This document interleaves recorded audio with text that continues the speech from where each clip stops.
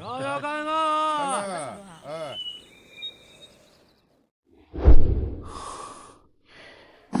爸妈，儿子不孝，清远阁传了5代人的招牌，可能要在我手里完了。浮尘，刀疤哥，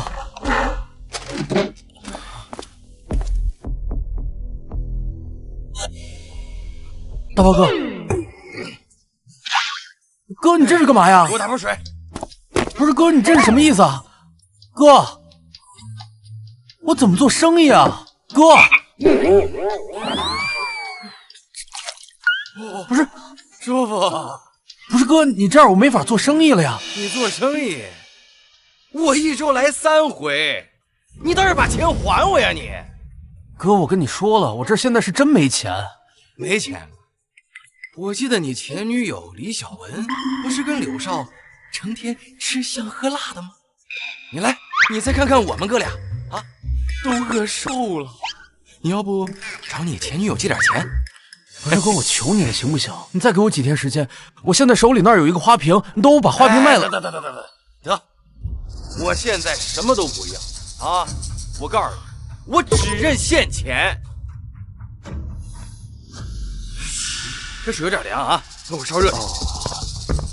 哥，这是我最后的东西了，你看能不能当点钱？我看看，这什么破玩意儿啊！哎，过来，这玉佩不错呀！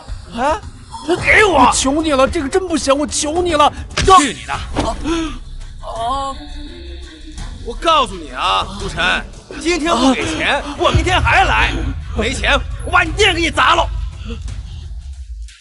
走！你们欺人太甚！爸妈，清远阁可能真的要完了。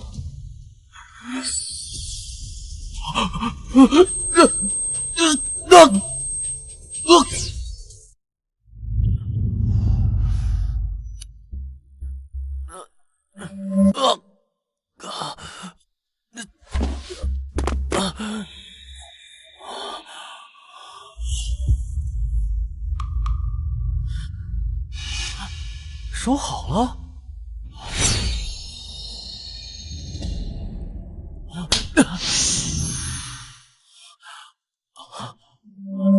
现代仿品价值约200元，做旧工艺品价值约80元。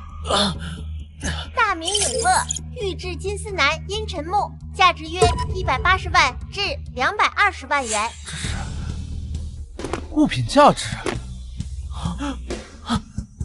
我能看见物品价值了，真的，金丝楠木，永乐玉制的，不对，玉佩。上古鉴宝神铜本源碎片，可鉴别万物价值，不可估价。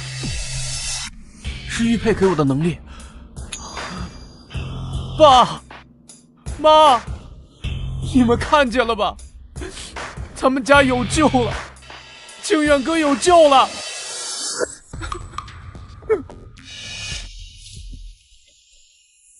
老爸，柳成人遂我传家宝，夺我所爱，这仇我记下，一定让你们百倍偿还。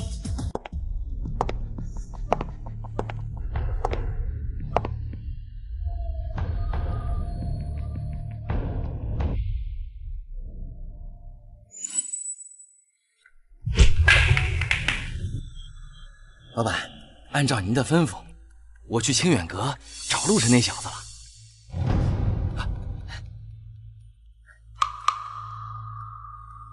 他乖乖把店交给你了。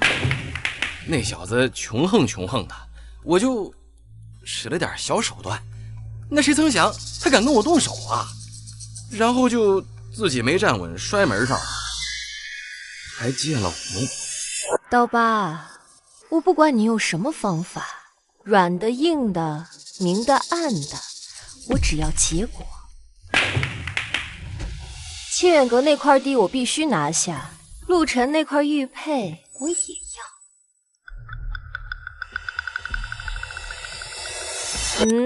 如果连这点事都做不好，那你对我就没有任何意义，明白吗？明白了。没什么事儿，我就先下去了。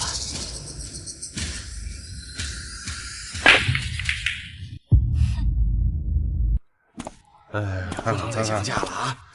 已经是最低价了，跟您谈好了价。这是第3天，还有4天交租，5000块。清远阁可不能倒在我手里啊！爸妈，你们在天上看着，儿子现在只能靠这双眼睛了。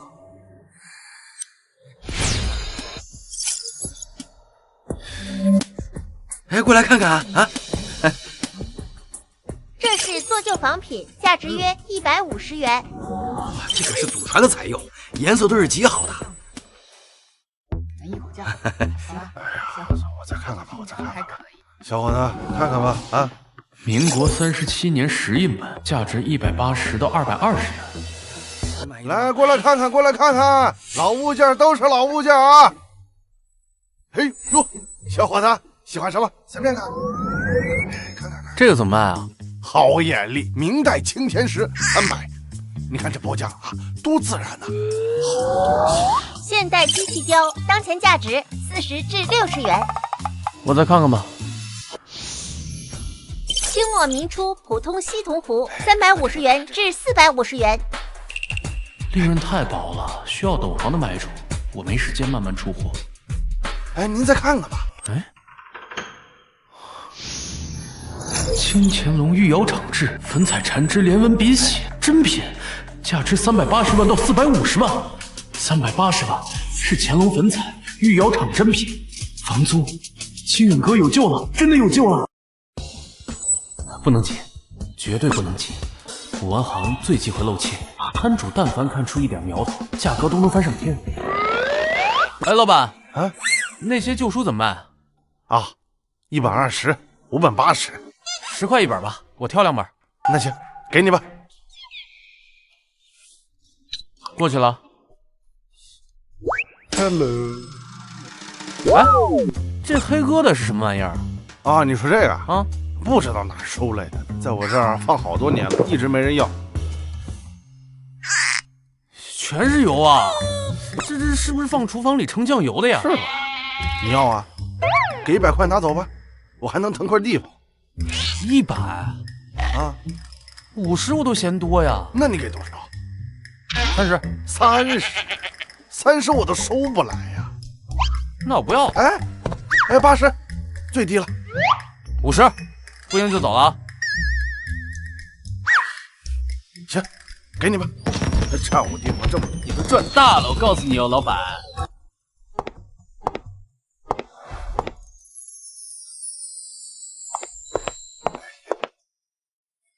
老板，这玉壶春瓶，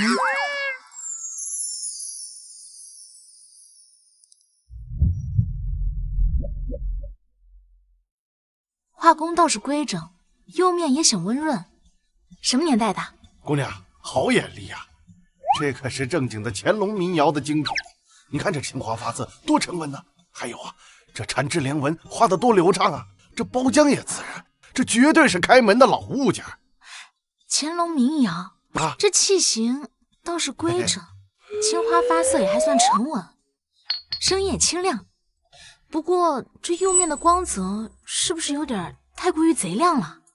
这底部的露胎处火石红似乎有点太浮了。哎呦，姑娘啊，你有所不知了，这瓶子它可是传世品啊，保存的好，没怎么受过土蚀，光泽自然亮堂。至于你说的火石红嘛，那是入过土又传世盘玩出来的效果，怎么能叫浮呢？爸爸常说民窑精品最考验眼力，高仿品足以乱真。这个瓶子看起来大开门，但总觉得有哪里不对劲，可具体又说不上来。怎么样，姑娘，机不可失啊，这可是绝对的好东西啊！现代高仿，做旧手法高明，当前市场价值300至500元。老板，你说这是传世品啊？真正的传世品玩出来的光泽是内敛的宝光，润而不刺，而你这瓶子的光，这明显是刚出窑的火气没退干净，然后再用蜡打磨出来的贼光。至于这火石红，颜色浮于表面，分布过于均匀，是用了化学药水浸泡催出来的。真正的火石红呢，是从胎骨里泛出来的，深浅不一，有过渡。你小子别在这儿信口开河，花我生意啊！哎，再看。对啊，是贼光，这火石红也太均匀了，原来是做旧的。底足胎土过于细腻均匀，是现代机械炼泥的结果。真正的乾隆时期的民窑胎土没这么讲究，会带有杂质和孔隙。姑娘，你的怀疑是对的。谢谢你啊，要不是你点破，我差点是我学术不精，还得好好练练。我们这行啊，水深，小心点呢是好事。你们到底买不买？不买，别在这儿打扰我做生意。走。你好，我是林雪，是雪月阁的，能认识一下吗？你是陆晨，你能教我看东西吗？我请你喝奶茶。可以啊。我当这是谁呢？这不是我们陆大少爷吗？姐，聚宝轩的王老板这次可算把压箱底的好货让给我了，80万。人家说了，这瓶子摆在客厅里风水都能转3转。哼，小文也说好看。这不是我们大名鼎鼎江城一中的传奇人物，清远阁的少东家陆晨，陆大少爷吗？陆大少，你不在你家那个快倒闭的店里待着等死，跑这儿来捡垃圾啊？哼！哟，小雪，你怎么在这儿啊？这我得说你2句了啊！你这都跟什么人在一起啊？你知道他是谁吗？就他家那个破店欠了一屁股债。当年他的父母就是眼力不行，活活给气死了。就这种人配站在古玩街吗？配碰古董吗？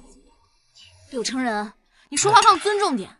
小雪，给你看看我新淘过来的大宝贝，聚宝轩的镇馆之宝，正儿八经的乾隆官窑玉壶春瓶，我花了80万请来的。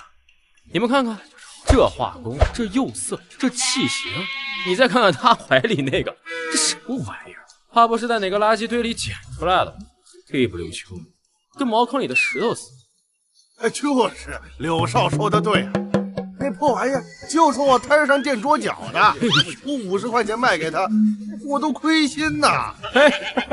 清远阁就接过那家快关门的店吧？就那夫妻俩赔光的那家店吗？谁知道那家儿子也是那德行，抱着个垃圾当宝贝，笑死人了。陆晨，李小文现在跟我好，他说你连个像样的包都买不起，你这种货色只配在泥里打滚。来，大家快来看看啊！这个就是我们大名鼎鼎的江城一中高材生呀，清远阁的继承人，现在就是个穷光蛋，只配在垃圾堆里捡垃圾了。你们看看这玩意儿，白送我都不要，给狗啃，狗都嫌它硌牙呀。他不是从哪个死人堆里刚刨出来的？真他妈晦气！刘少，你刚才说你这是什么？乾隆官窑影啊？哎呀，你说你眼瞎的毛病呢？从高中的时候连抄我作业，连名字都能抄错的时候开始，一直到现在，怎么一点长进都没有？拿个假瓶子，你敢说我这花瓶是假的？陆晨，你这个家破人亡的丧门星，你不把话说清楚，我今天弄死你！我让你去陪你那对垃圾父母。你怎么说话的？刘成人，你除了会大呼小叫，还会说什么？陆晨敢一条条说清楚，你敢一条条听吗？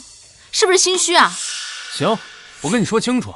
第一呢，先看款式，你这个字体浮夸无力，软趴趴的像蚯蚓爬。你觉得乾隆官窑的款式会是你这种货色？刘少，你但凡看过一本乾隆官窑款式图谱，你都说不出这是真的。这叫古朴，你懂什么？行。第二，要看釉色，你这个火气冲天，光刺的人眼睛疼。真正的乾隆青花，釉面温润如玉，是内敛的宝光。不是你这种地摊玻璃的贼光，好像是凉了点啊。这是保存的好，保存的好。那咱就看第3点，咱看骨子里是什么货色。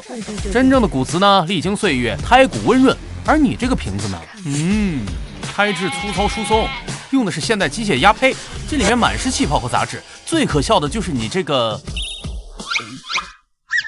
哎，老板，借你强光手电仪吗？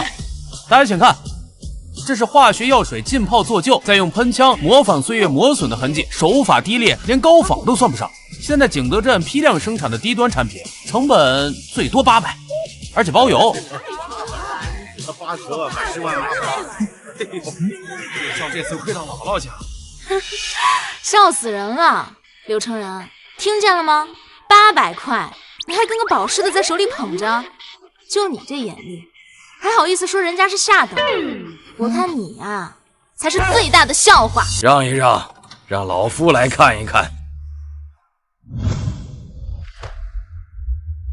刘少，可否让老夫一观？哎呀，王爷爷，哎呀，您快看看，这肯定是真的，肯定是陆晨那个废物瞎说。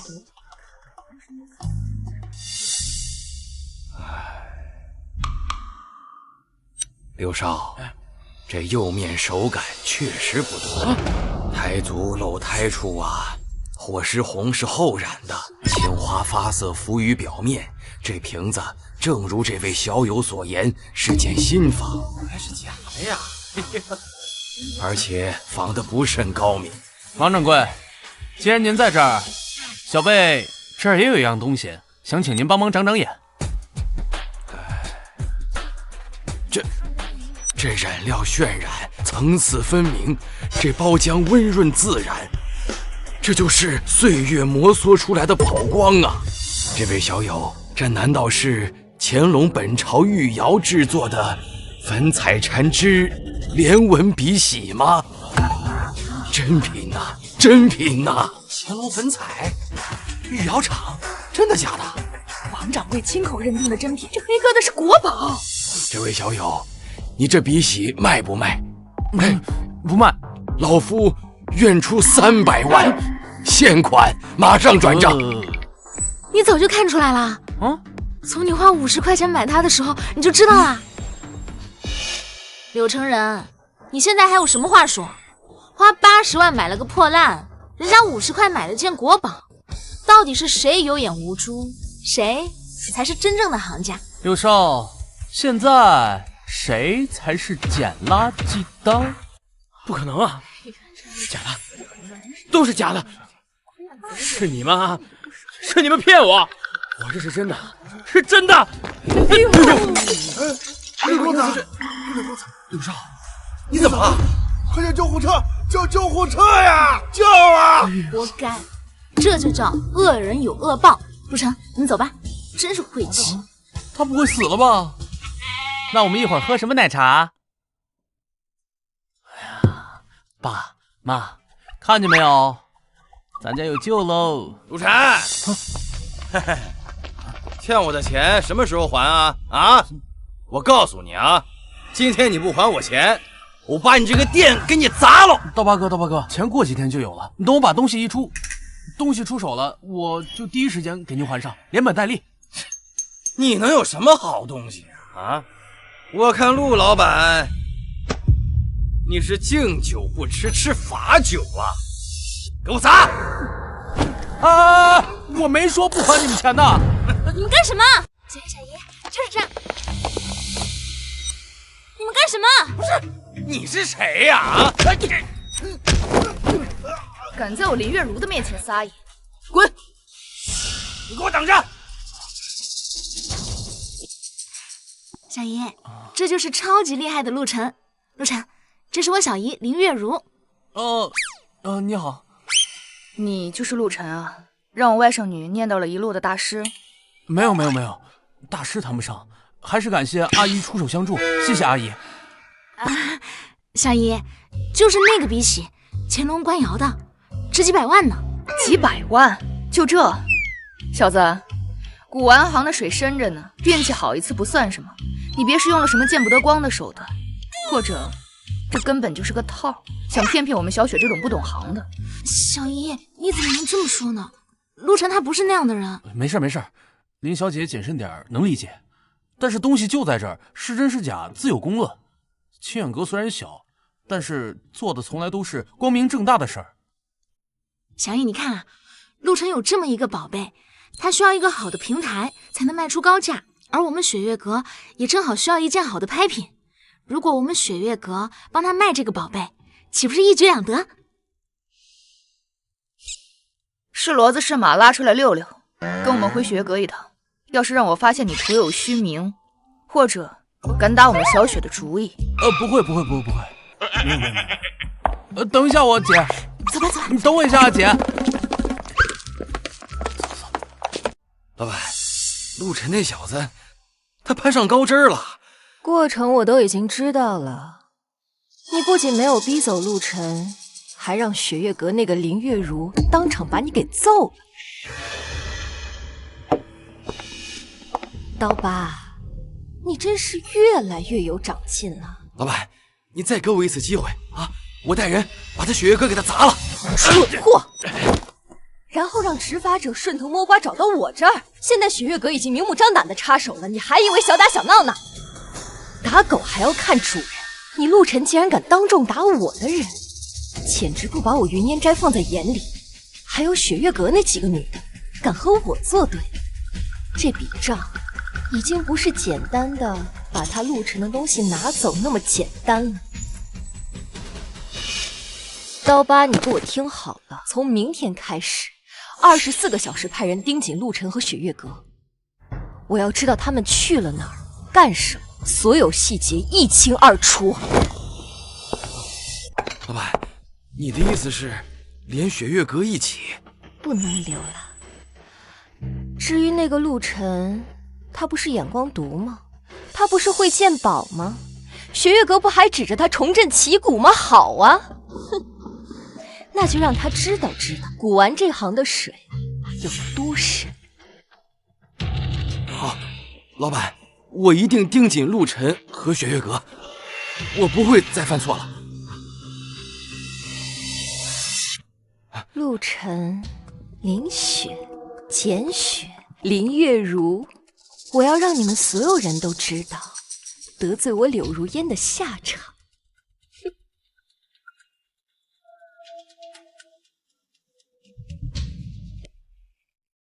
来这边，陆晨，你看，这就是我们雪月阁的鉴定室。我告诉你啊，我们雪月阁是整个江城最老牌的拍卖行，从我爷爷那辈就创立了，到现在已经快100多年的历史了。确实有百年底蕴。陆晨，你坐。哦，好。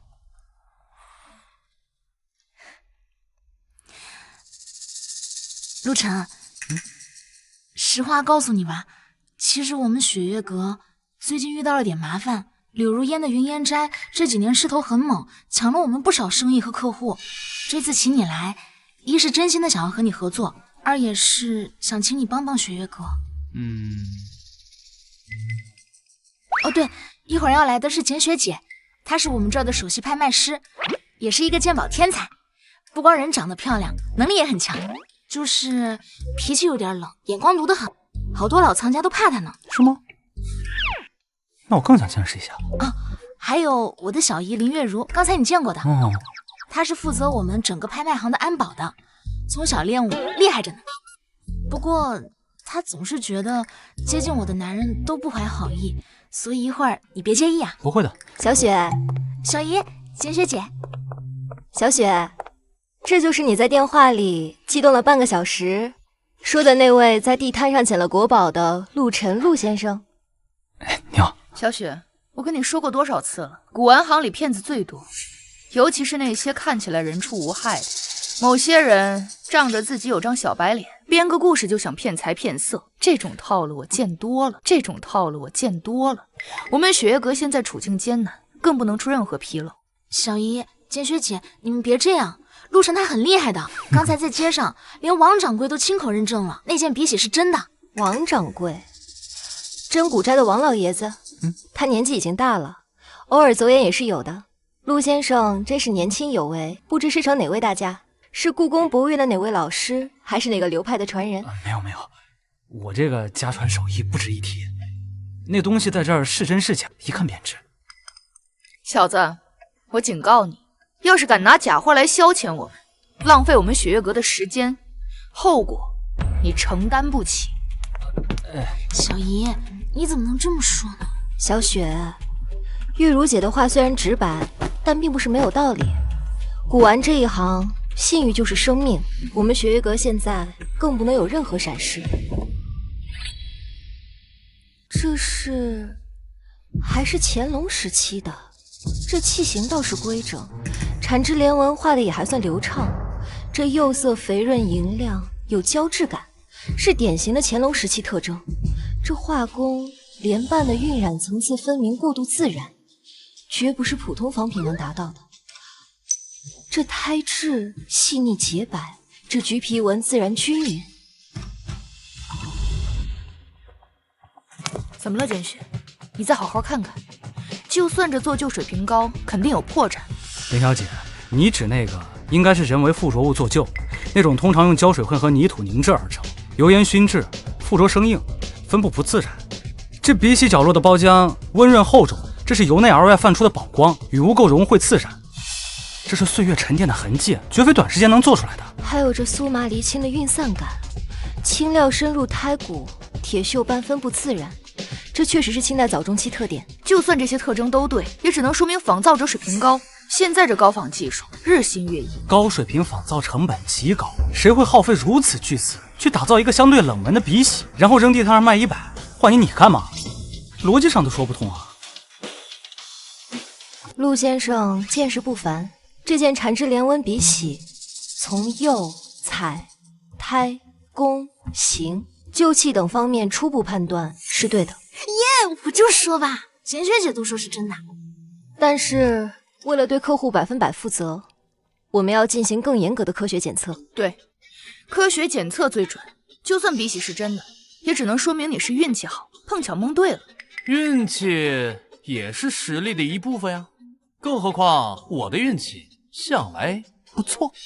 陆先生，我这里有3位朋友送来的物件，困扰了我们许久。1件瓷器，1幅字画，1件铜器，都让我们的鉴定团队意见分歧，能否请你长长眼？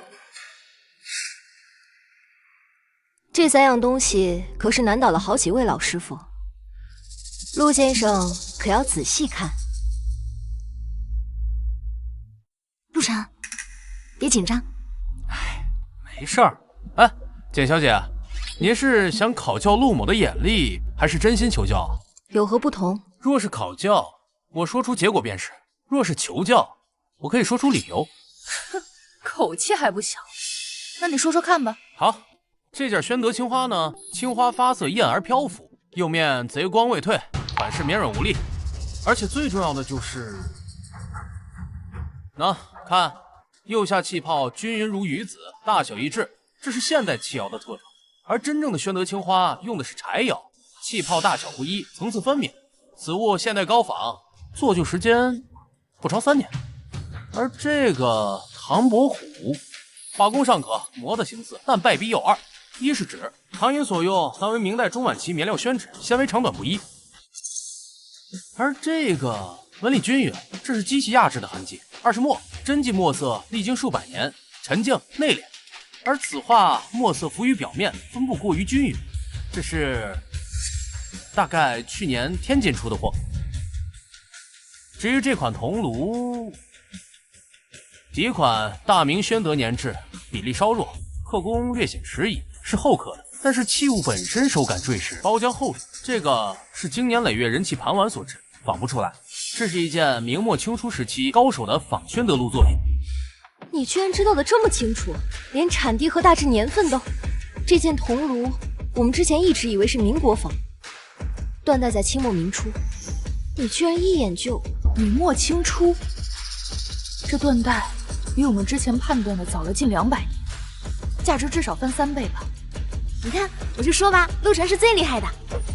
陆先生，哦不，陆大师，您真是神乎其技，眼力、见识、判断，皆是我生平仅见。我为我们之前的失礼和怀疑，向您郑重道歉。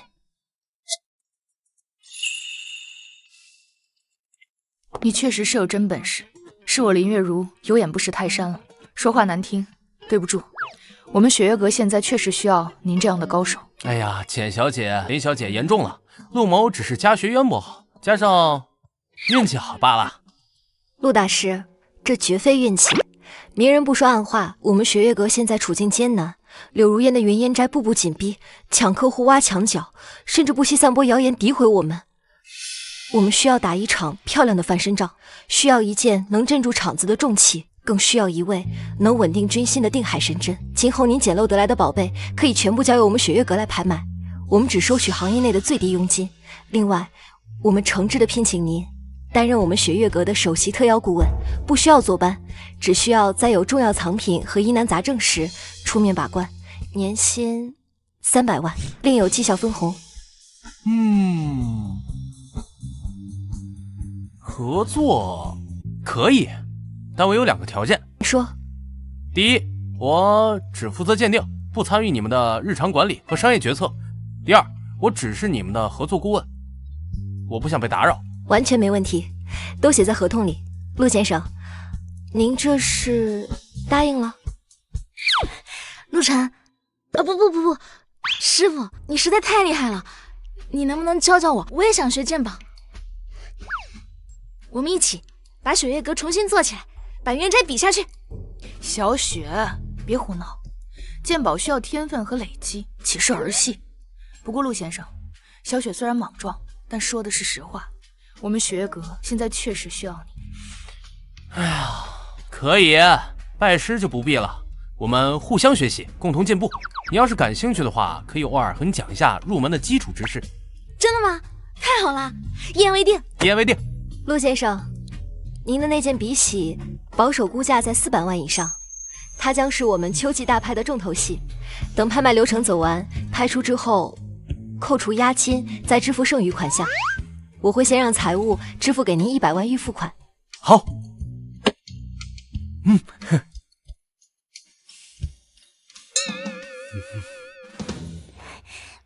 爸妈，你们看见了吗？清远阁保住了，陆家不会倒，柳承仁、柳如烟，我们的账慢慢算。这太小看着还挺好的。是啊。哟，陆老板，生意兴隆啊！哎，你现在可是雪月阁的大红人，柳老板让我们向您带好啊！柳如烟，他有什么指教啊？指教不敢当，柳老板知道陆老板现在是火眼金睛啊，特意派我送来一件重器，给您长长眼。哎，你可不能退缩啊！要不别人该说你是欺世盗名的骗子，也给雪月阁丢人。果然来了，柳如烟这么快就坐不住了。这么贵重的元代青花国宝，柳老板不自己留着，反倒拿给我这小店来长眼。陆某年轻学浅，恐怕担不起。陆大师谦虚了，谁不知道您是火眼金睛啊？我这个瓶子，您就给长长眼。哎呀，我不。陆晨，你别给脸不要脸啊！今天这瓶子你是长也得长，不长也得长，要我就让全古玩界的人都知道你那雪月阁狗屁不是，到时候我看你们怎么做生意。大八哥，那就献丑了。是元青花吗？看着像是。哇，元代青花苏麻离清亮，铁锈般深入胎骨，吸光内蕴。哦，哎，书上和电视上应该都是这么说的，对吧，大八哥？那可不，这是正儿八经的国宝，至正型元青花，柳老板从海外重金淘回来的。哦，可惜呀，诸位请看，这所谓的铁锈斑呢，颜色紫黑，边缘锋利，像是用墨水点上去的。而真正的苏麻离青铁锈斑呢，是在烧制过程中自然析出凝聚而成，边缘呢有自然的晕散感，像水墨在宣纸上印感，深浅不一，生动自然。而这个呢，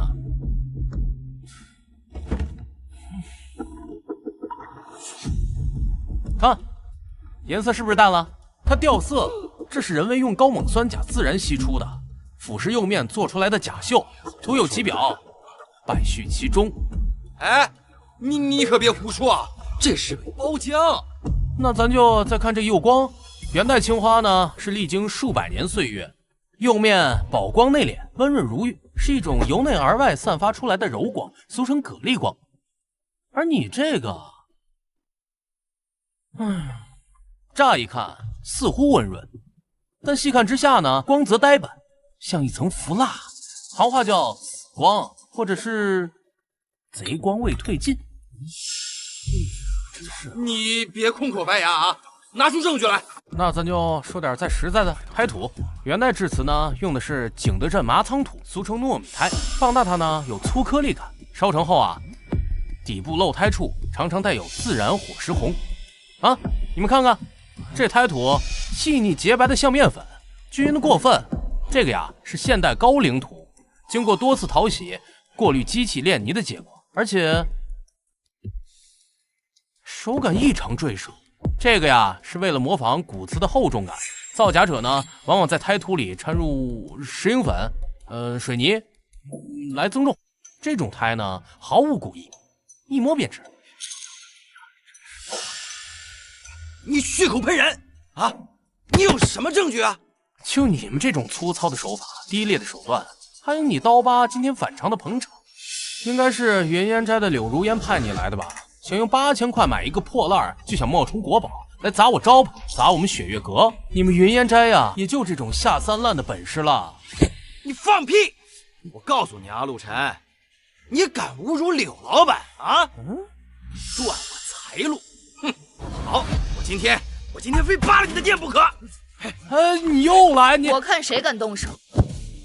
怎么，云烟斋柳老板的手下只会用这种下三滥的手段了？踢馆不成就要动手砸店，古玩行的规矩都让你们就饭吃了。林月如，这是我跟陆晨的私人恩怨。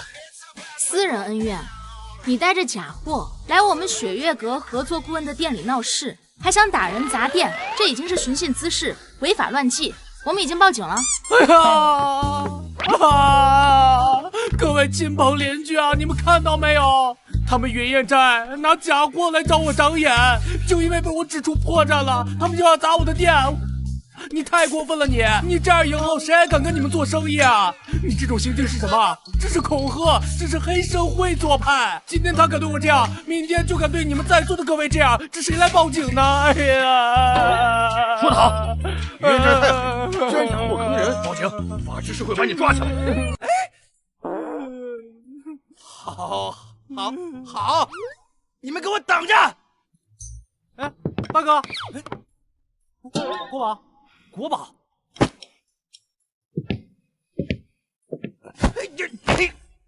小心着点，别把你的国宝给摔坏了。大哥，告诉柳老板哈，下次用酸别太多啊，釉面都烧坏了。陆晨，你也太厉害了，你是怎么一眼就看出来的？还有，你怎么知道是柳如烟指使的？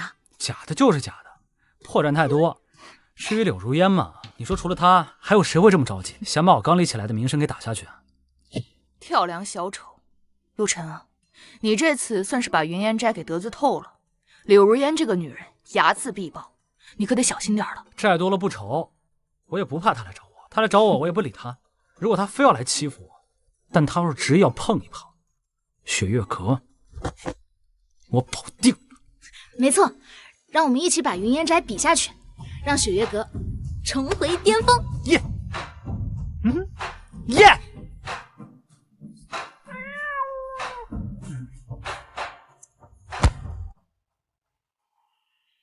陆晨那个废物，王掌柜竟然亲口认证他捡那个破东西是乾隆珍宝。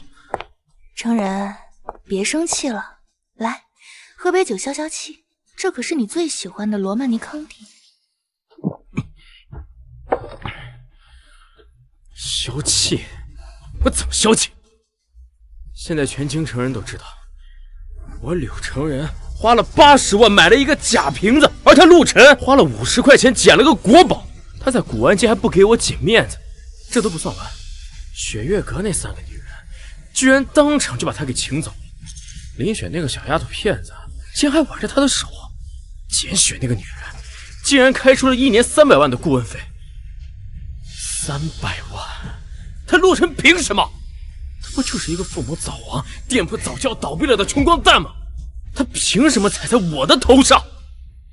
程人，你冷静点。陆晨，我跟他在一起3年，他什么德行我最清楚。他呀，就是个书呆子，成天除了啃他爸留下的那几本破书，没有什么本事的。早年间家里好的时候，看着还可以，现在就是个空架子。王掌柜亲口说了，乾隆粉彩几百万，就是瞎猫碰上死耗子了。古玩店每天人这么多，总有人走运捡漏的。他呀，就是运气好，蒙对了一次。你还真当他有什么大本领啊？古玩店每天人这么多，总有人走运捡漏的。程人，你想啊，他要是真有那眼力，他家境能落魄成那样？他爸妈能收一批批假货被活活气死，还有他之前能被刀疤那种混混逼得走投无路，不过就是运气好，加上他耍点小聪明，才糊弄了王掌柜那种老头子而已。雪月阁已经被你们云烟斋压得喘不过气了，正需要一个噱头来挽回名声。陆晨他就正好撞上了，他们就顺水推舟把他拉出来做个活招牌。说白了，他不过就是雪月阁的一个棋子，一个工具人而已。你还真把他当个人物了？哎，你别说，说的有点道理。本来就是嘛，你呀才是真正的豪门少爷。他陆晨不过就是底层爬出来的小人物，你可是跟着赵一眼大师学本事的。像他那种小角色，就算一时得意，也改不了骨子里的穷酸和短视。既然他没什么真本事，全靠运气，那我更不能放过他了。他当街让我姐出丑，还当着那么多人的面前不给我面子，这笔账得好好算算。你打算怎么算呢？他不是眼睛毒吗？那我就带他去一个考眼力的地方，赌石场。我要在那里彻底把他踩在脚下。赌石？太好了，程人，到时我陪你一起去，我要亲眼看看陆晨是怎么跪在地上求饶的。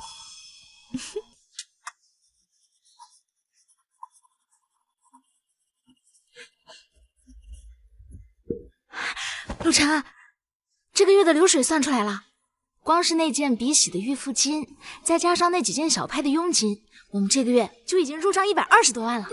哦，清远阁的房租不但够了，我们还可以把店面重新装修一下。哎呀，装修倒不着急，先把之前的欠款给还了吧。剩下的呢，我想买点一些好东西来镇店。哟，收拾的挺像样的嘛。陆晨，你是不是他妈的现在很得意啊？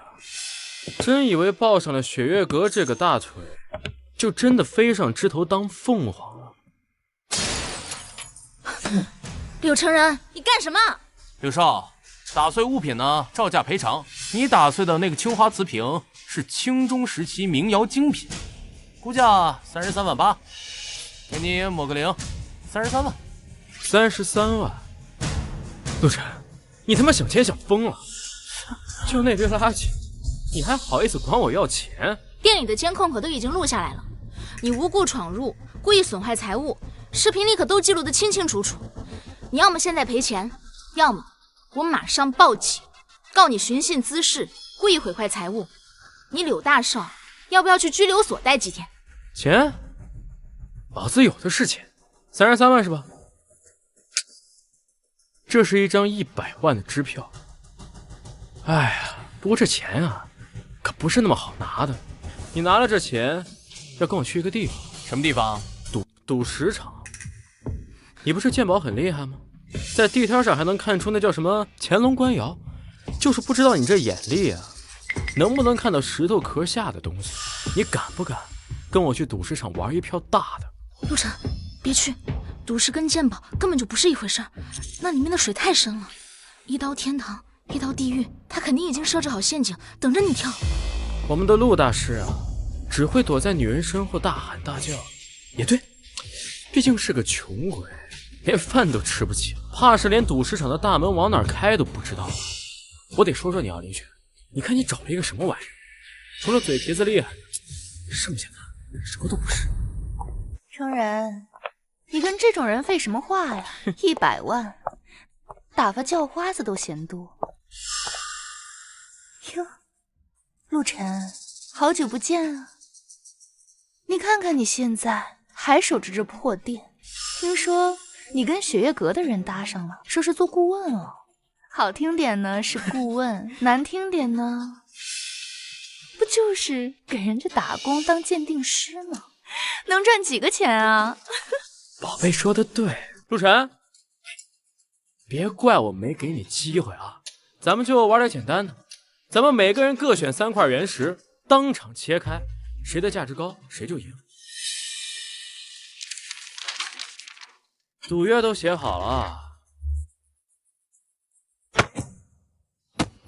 谁输了就跪下，磕3个响头，当着所有人的面学狗叫，然后终止所有和雪月阁的合作。你休想！陆晨，你别答应他，这就是赤裸裸的陷阱。林小姐，你紧张什么？难道是怕你的陆大师露馅，被人发现其实没什么真本事，全靠运气和一张嘴？毕竟赌石嘛，做不了假的。石头里有什么东西啊？可不是靠一张嘴皮子能编出来的。陆晨，你要是怕，现在也行，跪下，给我和我宝贝道个歉，然后说：“哎，柳少，哎，对不起，我不该得罪你。哎，100万还是你的啊，咱们今天这事儿就过去了，怎么样？”哎呀，看清楚了，白纸黑字，公证人都找到了，签个字，可就不能反悔了。啊，那我签了。陆晨，不过赌约要加一条，谁输了，谁就永远退出江城古玩圈，白纸黑字，公正有效。而且赢家所在之地，输家必须退避3舍，输家不得参与玉石、古玩等相关的生意和活动。怎么回事？哎呀，柳少，害怕了，对自己没信心是吧？哎呀，玩太小没意思，你要不然学学狗叫，跟闹着玩似的，哼，配不上您的身份啊。好啊，来，陆晨，有种，玩就玩，谁输了，谁从今天开始退出古玩圈。现在就走，咱们在赌石场上见真章。程然，这个赌注是不是太大了？万一……没有万一，我今天让他输的连裤衩子都不是了。咱们走。哼，哎，陆晨，你疯了！赌石场的水很深的，根本就不是你靠眼力可以完全看透。而且那个柳成人，他为了学赌石，拜了赵一眼为师。赵一眼在赌石场已经混了30多年了，他们肯定已经跟赌石场的老板串通一气，就等着你往里跳呢。没事没事，你放心啊，我有分寸。正好呢，我也想见识见识他那个什么对眼师傅的什么本事。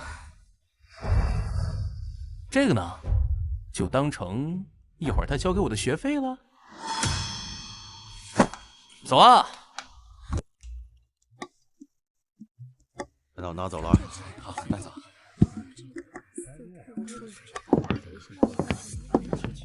哟，柳少，今天又来玩点大的呀？嗯。哎，这位美女是？这是我未婚妻，带她来看看，顺便呢教训一个不知天高地厚的小子。你说的是那个在古玩街让你姐姐下不来台的年轻人？师傅，就是他，叫陆晨。真有个赌石场啊？这咋看起来破破烂烂的，比我还穷呢？年轻人，古玩和赌石是两码事。古玩看的是历史、工艺传承，赌石看的是运气和经验、胆量还有人脉。这里的水远比你想象的要深，现在认个错，离开还来得及。对呀，刘少、赵老，大家都是朋友，何必伤了和气呢？这样，我做东，大家喝喝茶，聊一聊。不要，赌业已定，还是按照规矩来吧。怎么个赌法来着，刘少？简单，这里的原石，每个人选3块，不管大小，不管价格，现场切开，谁开出的翡翠价值高，谁就赢了。输的人跪下来，然后学3声狗叫，永远退出古玩圈。程然，你跟他说那么多干嘛呀？赶紧开始吧，待会儿我还要去挑结婚戒指呢。陆晨，别说我欺负你啊！这里的原石随便挑，哎，价格我出。今天呢，我就让你好好见识见识，什么叫做人外有人，天外有天。你俩咋这么磨叽呢？快开始吧！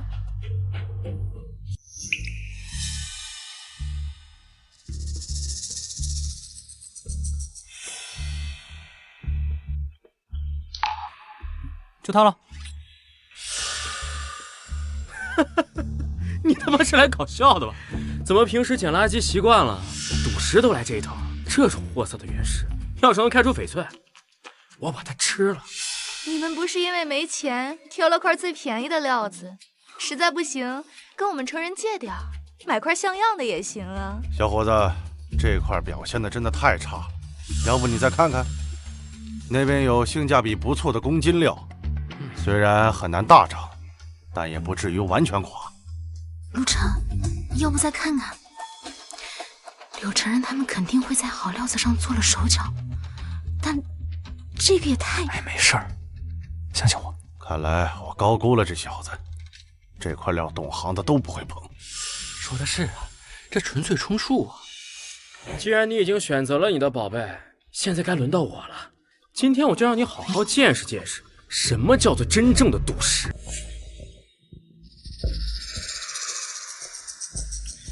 那块，还有那块，哦，还有这块。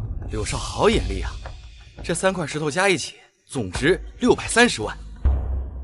看见了吧，陆晨，这才叫做赌石。赌石玩的是眼力，是魄力，是实力，不是你在垃圾堆里捡破烂的运气。哼！今天呢，我就让你输得心服口服。陆晨，他们选中的石头看起来好贵，表现也不错。我们没事儿，放心，看着就好。老板，准备解石吧。刘少，您看先开哪一块？师傅，开莫西沙6。先开这个。好嘞。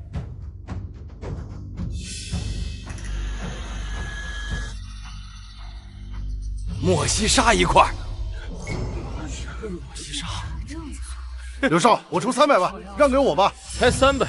刘少，真是好眼力呀！这块莫西沙少说也要450万。你看见没有？我1块顶你100块。程然，你太厉害了。陆晨，这才是真本事呢。你现在认输还来得及，少丢点人就少赔点钱了。师傅，开第2块，木纳开窗6。我1块顶你100块啊！程然，你太厉害了。陆晨，这才是真本事呢。你现在认输还来得及，少丢点人就少赔点钱了。师傅，开第2块，木纳开窗6。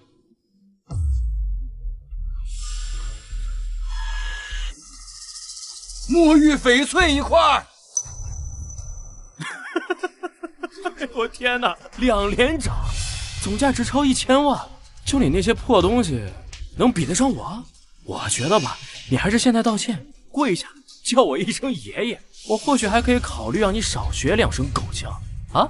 陆晨，认命吧，你们别欺人太甚。哎，欺人太甚，我这是教他做人。哎呀，开第3块，让他输的心服口服。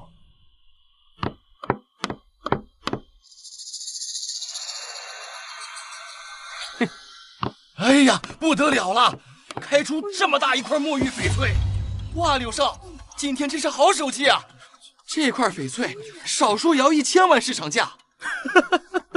哎呀，陆晨呐，你输了，彻彻底底的输了。我柳承元3块原石开出价值超过2000万，你的原石能超过1万块钱的翡翠，我跟你姓。现在履行赌约吧，跪下，学3声狗叫，然后彻底离开江城古玩圈。陆晨，愣着干什么呀？怎么还不滚？你不是最有骨气的吗？输了呀就要认，别让大家看不起你啊！哎呀，你俩怎么这么聒噪呀？我的还没开呢呀！哼，师傅，开我那块儿。啊，真是不见棺材不落泪啊！那就让你死个明白，师傅，赶紧开啊！切完了，赶紧跪下道歉。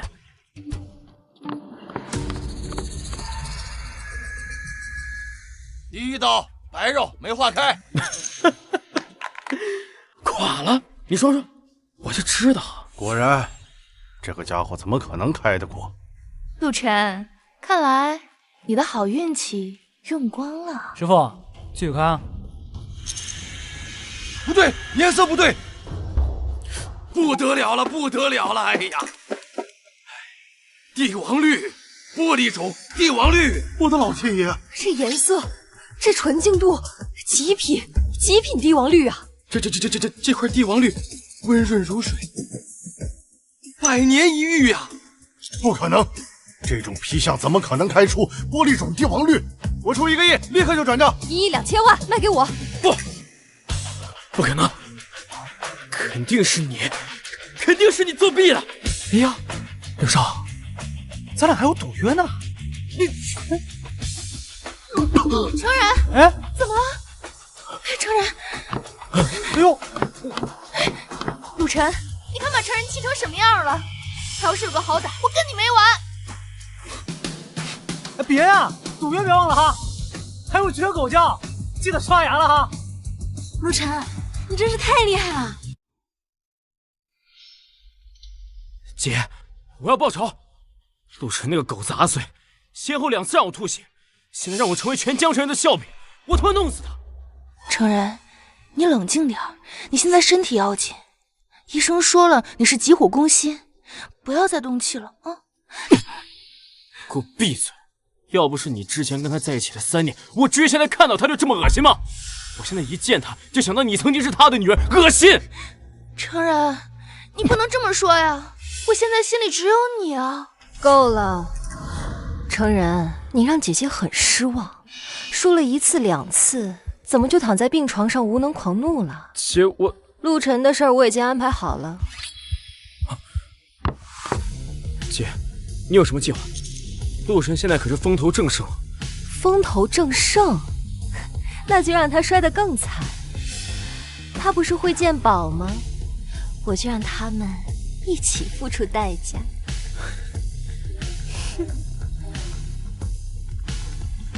把人带到云烟斋。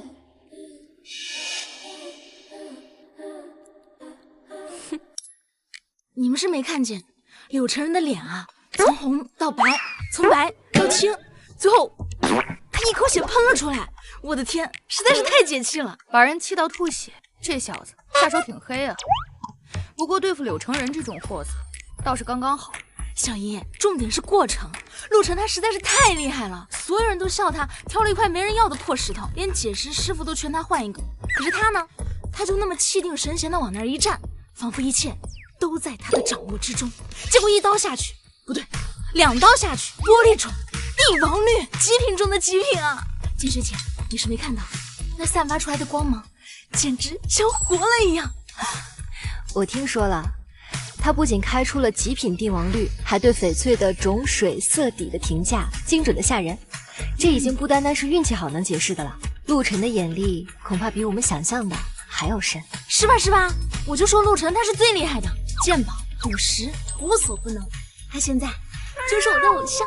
冷静点，丫头，你看你的魂儿都快被勾走了。不过这小子确实有点邪门，这运气好的不像话，本事嘛，也确实可以。以前一直以为他只是一个有点小聪明的落魄小子，现在看来是块蒙尘的璞玉，有点意思。不只是有点意思，月如姐、小雪，陆晨这次在赌石场大放异彩，不仅彻底打了柳成人和柳如烟的脸，更重要的是，他在江城的顶级富豪圈和珠宝商那里一举奠定了大师的地位，这份声望对我们雪月阁来说是无价的。是啊，简雪姐，所以我们更要好好的对陆晨，不能让他被别的拍卖行给抢走了。当然，这样的天才值得我们倾尽所有资源去和他绑定。或许我们之前给他的合约条件还是有些过于保守，不过能力越强，盯着他的眼睛就越多，麻烦嘛也会接踵而至。不怕，有陆晨在，有我们在，什么牛鬼蛇神都不怕。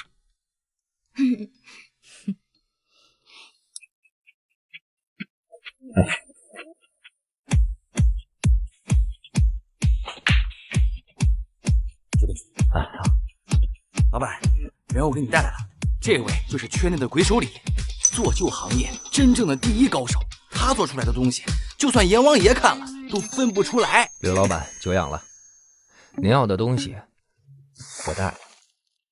按您要求，仿明宣德青花，胎土用的是景德镇老坑高岭土，混合麻仓土，青料是专门从国外调过来的苏麻离青矿料仿制品，烧制温度、用料配方都尽量还原宣德本朝工艺。另外，我又加入了一些特殊的东西，这是最新的光谱检测报告，显示年代距今约600年，符合明代特性。普通检测手段，包括一些博物馆的常规检测，都过得了。确实和真品一模一样，连我都差点看走眼。赵一眼那个老东西，这次倒还真介绍了个有本事的人啊。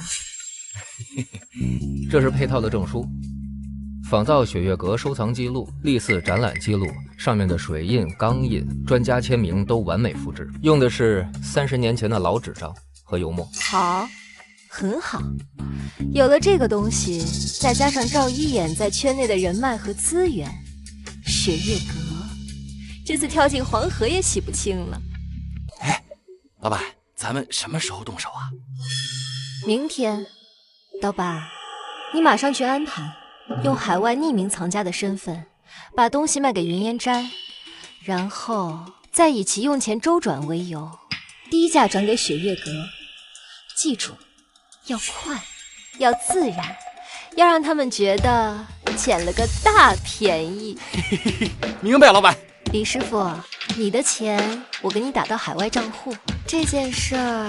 柳老板放心，做我们这行的第一条规矩就是出了门不认识人。今天我就没来过这，您也没见过我。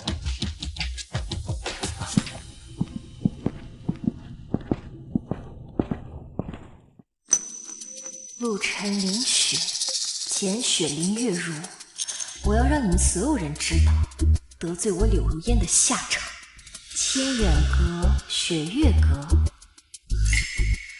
都给我变成废墟吧！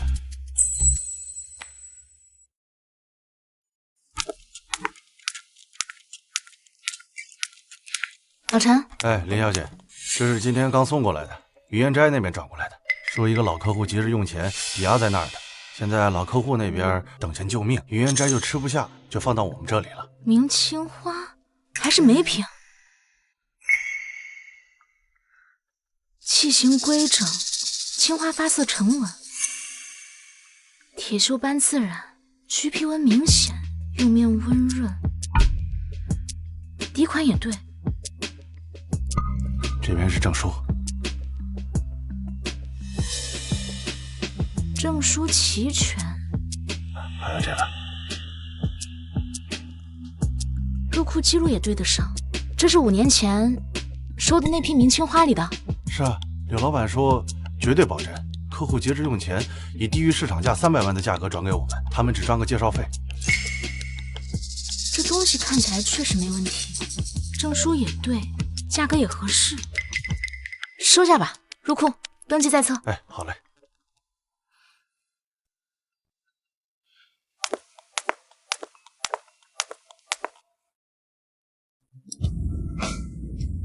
各位贵宾，这边请。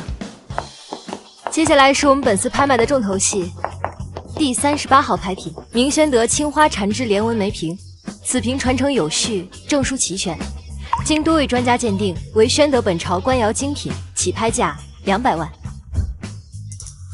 请出价。250万。250万。300万。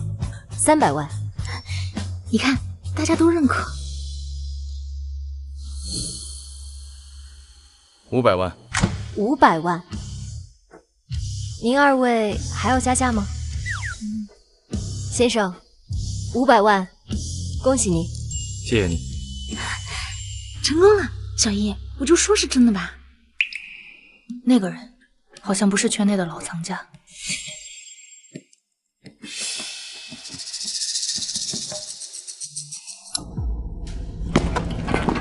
有人吗？有没有人？先生您好，您找谁？有约吗？把你们负责人叫出来，立刻马上。我就是雪月阁的负责人林雪，请问有什么事吗？什么事儿？你们雪月阁卖假货，欺诈消费者。先生，这话可不能乱说。这件梅瓶我们是经过严格鉴定的，证书都齐全。鉴定？林小姐，我们是国家文物鉴定中心的，这是我们的证件。我们受这位先生委托，对这件明宣德青花梅瓶进行了碳14检测。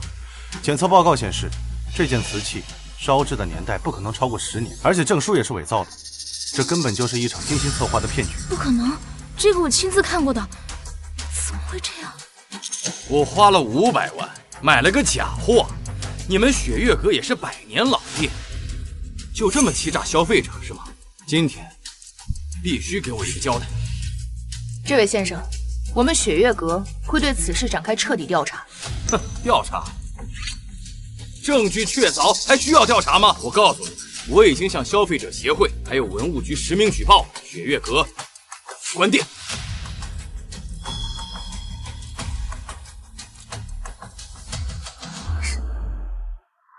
李总，不好了！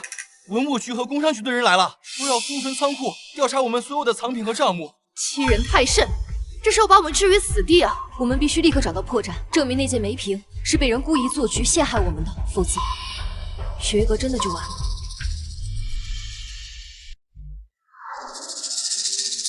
各位媒体朋友，各位同行，今天我以古玩协会副会长的身份，怀着无比沉痛的心情坐在这儿。我们必须要向大家揭露一个令人发指的事实，一个严重玷污我们这个行业100年声誉的丑恶行径。经过我们协会初步调查以及权威机构的检测确认，已经可以确定，雪月阁拍卖行在上周的拍卖会中，以500万元的天价公然拍卖了一件现代高仿明代青花梅瓶，这是赤裸裸的欺骗，这是对那些所有信任他们的消费者和藏家严重背叛。刘会长，您说雪月阁作假，有什么证据？证据？这是那件明代青花梅瓶，这是国家文物鉴定中心出具的碳14检测报告 X 荧光光谱报告。报告中明确显示，这件瓷器的烧制时间不超过10年，是彻头彻尾的欺骗。雪月阁方面对此有何解释？解释？他们能有什么解释？证据是伪造的，东西是假的，铁证如山。我们古玩行业赖以生存的就是信誉2字，雪月阁这种行为就是在绝咱们整个行业的根呢。我作为协会副会长，绝不姑息，必须严肃处理，以儆效尤。必须得严肃处理，这应该是好好严重处理。我也很痛心，雪月阁是100年老店，当年林老爷子也是德高望重的前辈，没想到传到第3代，发生这样的事，真是让我们所有同行蒙羞。我在这郑重宣布，古玩协会将立即启动程序，建议有关部门吊销雪月阁的营销资质，并支持消费者通过法律途径进行索赔。柳会长，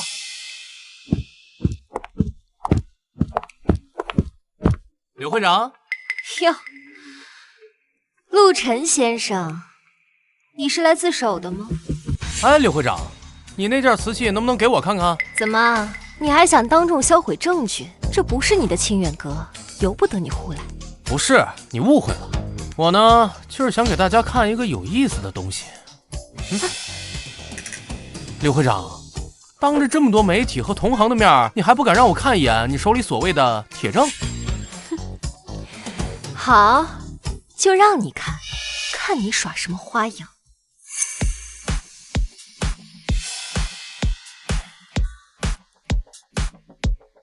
你要干什么？给大家看他的真面目。陆晨，你这是在销毁！这个是一种特制的溶剂，是溶解近10年内出现的特殊高分子材料，对真正的骨瓷釉面毫无影响。好，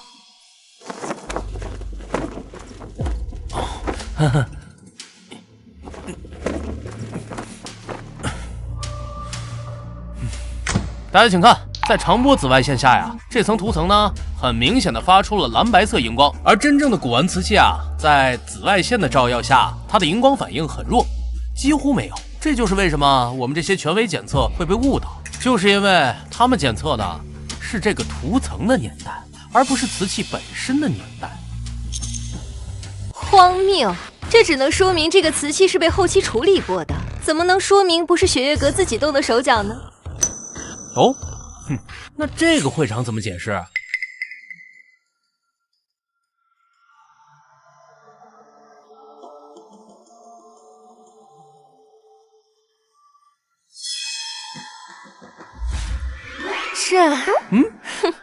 这人不是我们云烟斋的。好，那我还有，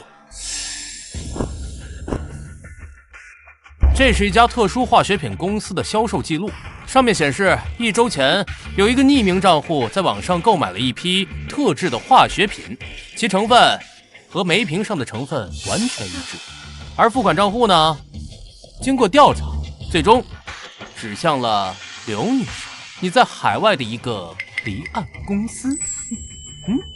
荒唐，这也是伪造的。没事，我还有。陆晨，那这个呢，是我们从中间商那里拿到的合同复印件。哦，甲方柳如烟女士，乙方代号鬼手，酬劳1000万。任务要求：制作一件能够通过常规检测明代青花的高仿品，并且伪造全套雪月阁收藏证书，同时用特殊涂层处理一件真品明代青花，使其在特定检测下能够呈现现代特征。如烟小姐，你说你这处心积虑，先让鬼手里仿造了一个可以以假乱真的假货，然后呢，再去寻找一件真品，用特殊涂层处理，然后呢，通过云烟斋低价卖给急需寻找拍品镇场的雪月阁。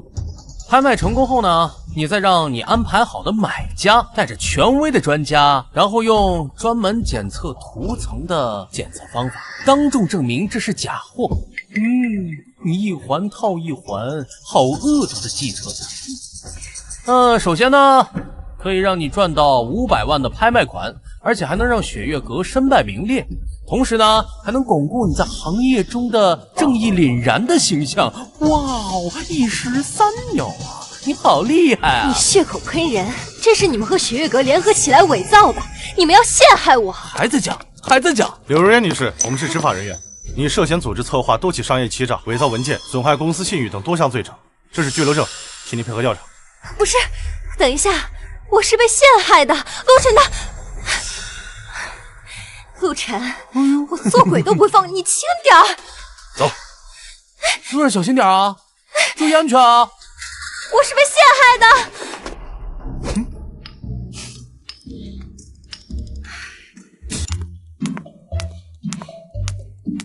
陆晨，今天要不是你，雪月阁就完了。那些证据、那段监控，你是怎么拿到的？我都不知道仓库外面还有隐藏摄像头。哎呀，自从上次刀疤来闹过之后，我就建议月如姐加装几个，有备无患嘛。不只是摄像头，还有那个化学品公司的记录，还有那个鬼手的合同，你一定费了很大的功夫，我都不知道该怎么感谢你。哎呀，没事儿，举手之劳嘛。你们雪月阁好了，我们清远阁才能好。我们是盟友 ，We are family。不只是盟友。陆晨，从我第一次在古玩街上遇到你，你抱着那个脏兮兮的鼻息，我就觉得你很特别。还有，你和柳承仁对峙的时候，你的眼睛里好像有光。后来在赌石场，所有人都笑你，可你就是那么的镇定自若。今天也是，所有人都觉得我们完了，可是你一站出来，我就觉得天塌不下来。陆晨，我发现我越来越在意你了。每次见到你的时候，我的心都会莫名其妙的加快。你不在的时候，我就忍不住在想你在做什么。今天在发布会，你一走出来，我差点都哭出来。那个雷雪，你让我说完，我知道自己在说什么。陆晨，小雪，小雪，太晚了，我送你回去休息。小姨，你先回去，我还有话要跟陆晨说。今天忙了一天了，又担惊受怕的，你也累了，早点回去休息。感谢的话，以后有的是机会说。陆晨啊，今天的事谢谢你，这个人情我们学业阁记下了。走。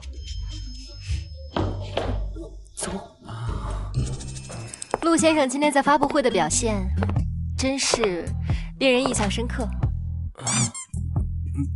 简小姐过奖了，我是对手的破绽太多了。过分的谦虚就是骄傲，那些破绽换做旁人，就算摆在眼前也未必看得穿。观察力、判断力，还有在关键时刻拿出决定性证据的魄力，不是人人都有的。我一直都很欣赏有才华的人，尤其是像陆先生这样深藏不露，却总能在关键时刻力挽狂澜的。今天时间仓促，有很多细节还没来得及向你请教。不知道陆先生明天下午是否有空？我想私下多向你请教学习。我知道一家很安静的咖啡馆，很适合深夜静语。明天我约了2个老工匠去看个木料，要不然咱们有什么事的话，在群里也可以说，或者是在这里也可以说的。看来是我太过着急了。也好，那就期待下次深入的交流。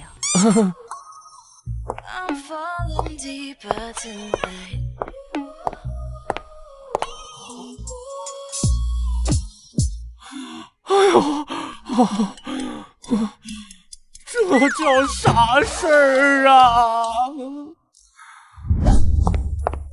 陆晨，月如姐，今天谢谢你，不仅仅是为了替雪月阁解了你，也为了小雪。那丫头年纪小，心思单纯，藏不住事儿。她今天说的话，别往心里去。哎呀，没事儿，也没多大事儿。她呀，岁数小，精力又少，情绪大起大落的，所以会误解和产生一些依赖，很正常。我呢，把她当朋友，也把她当成需要被我照顾的妹妹。你能这么想，那真是太好了。小雪确实年纪小，喜欢感情用事。我知道以前对你有些误会，态度也不是很好，但我这个人习惯了保护小雪，保护雪月阁，对接近我们的人多有防备之心。你不一样。哎呀，没事儿，都过去了。We're family。哦，下周江城有一个私人鉴宝会，来的都是有分量的老藏家，不对外。他们给了我一个名额，让我可以带一个搭档去。我想邀请你一起作为我的搭档。私人鉴宝会，挺有意思啊。那你是答应了？可以，晚点告诉你时间地点。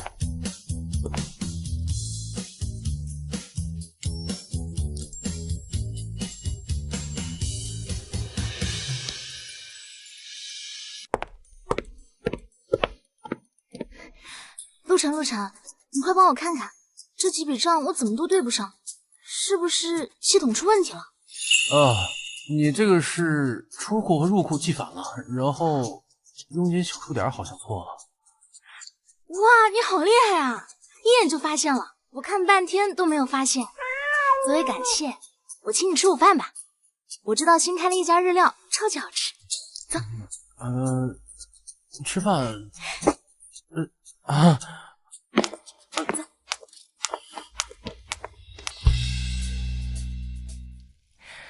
陆先生，尝尝这个，朋友从云南带回来的古树普洱。哦，这批玉器里有几件高古玉，纹饰特别，我有些拿不准。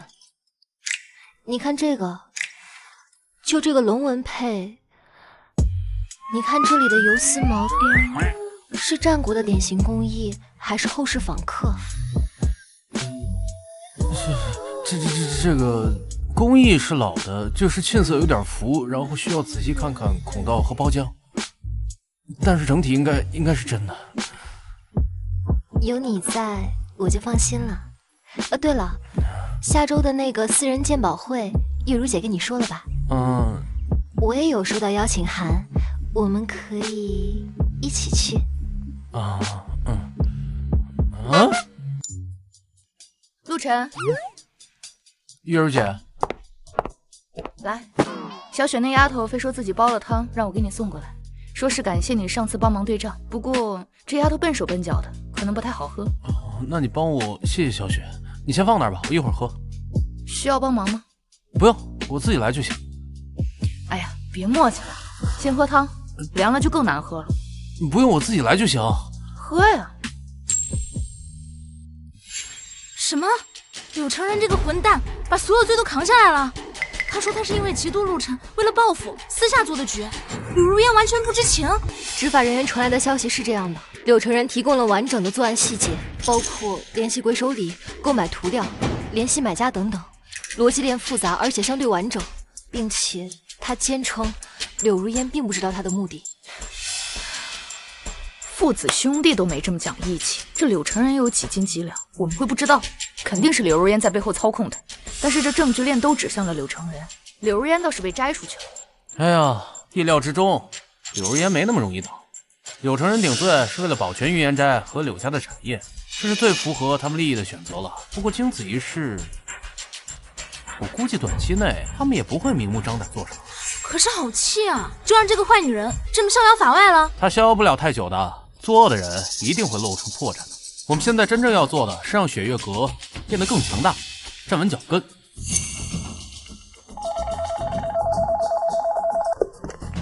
李总，有一位叫李小文的小姐说想见陆晨陆先生。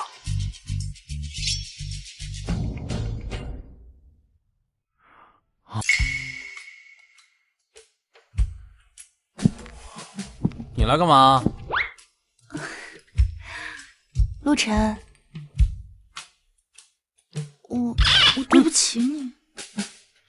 哎，李小姐，有话直说啊。我知道我现在说什么你都不会相信了，但是我必须要把真相说出来。和柳承人在一起，我是被逼的。他用我家里的生意威胁我，如果不跟他在一起，他就让我爸妈在江城待不下去。哦，我一个女孩子，我能怎么办呢？陆晨，我心里一直只有你。这么多年，我一直很后悔，我每天都在想你。离开你，我是迫不得已啊。哦，你意思是之前逼我下跪，然后当众嘲讽我捡垃圾，这些都是被逼的呀？没错，都是柳承人他让我这么说的。我要是不说，他就会打我骂我。你看，这都是他打的掐的。陆晨，我知道错了，我不应该软弱，不应该屈服。柳承人他现在进去了，柳如烟也自身难保了，我自由了。yes。陆晨，能不能再给我一次机会，我们重新开始？我知道你现在很厉害了，又跟雪月阁的关系不错。如果我来帮你，我们一起联手，一定能。哎呀，李小丸，你手臂上的痕迹啊，颜色深浅不一，方向凌乱，这个是不是更像是不小心划伤，或者是故意弄出来的吧？至于被逼啊，你说之前那会儿，我看他送你首饰、名牌包的时候，你在发朋友圈的时候，没看你不情愿呀？你在赌石场看见他连续赌涨的时候，你眼里的兴奋和贪婪也不像是装出来的呀。陆晨，你怎么能那样想我呢？我是真的爱你的呀。爱，你的爱就是在我们家最落魄的时候转身就走，让我投入柳成人的怀抱，是吗？你的爱就是在我一无所有的时候对我极尽嘲讽，在发现我有能力以后又想来分一杯羹，是吗？不是的，别把别人想的跟你一样蠢，听懂了吗？告诉你啊，咱们早结束了，以前是，现在是，以后更是，给你留点体面，自己滚，别让我叫保安。还有，不要出现在我面前，你的戏啊，太假，你知道吧？陆晨，你别以为你搭上雪月阁你就了不起了，你给我等着！哼！哎，报个班啊！表演班也不贵，练练演技这方面以后都有用的呀！啊！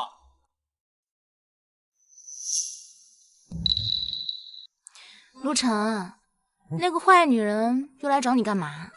哎呀，陆先生，没事吧？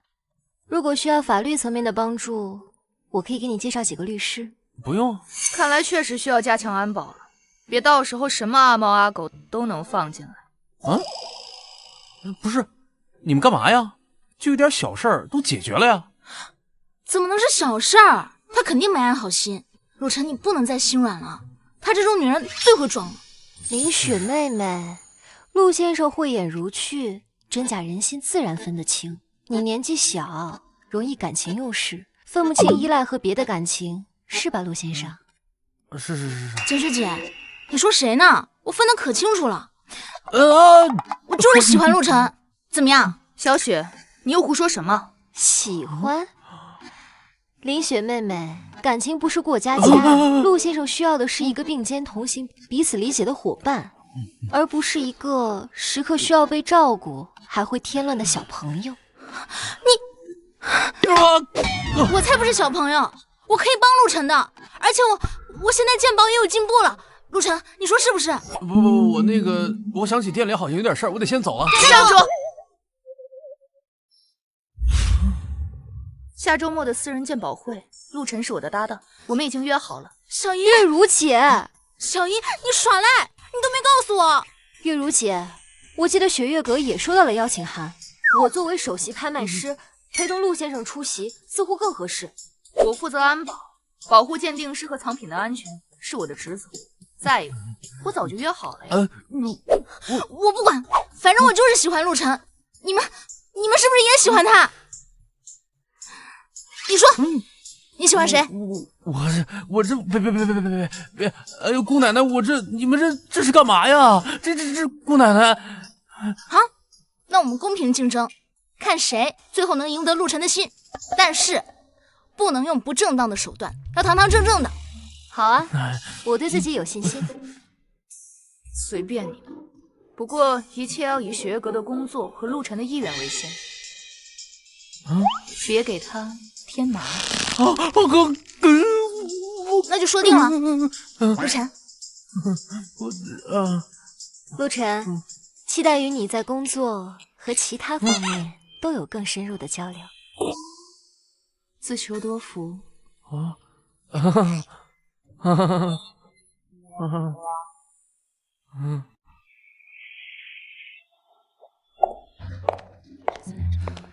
还挺热闹。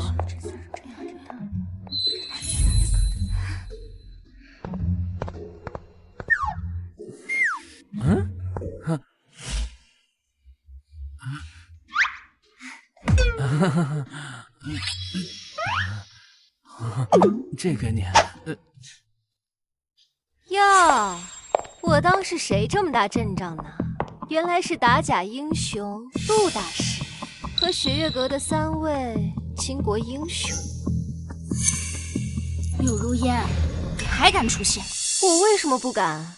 我又没犯法，犯法的是我那不成器的弟弟，倒是你们凭借着某些人的好运气和特殊手段，才勉强没倒。怎么，现在靠组团卖笑来撑场子了？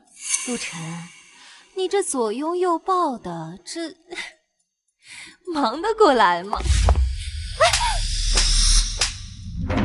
嘴巴给我放干净点，再让我听到你嘴里不三不四，下次可不是一个巴掌这么简单。藤井先生，你看他。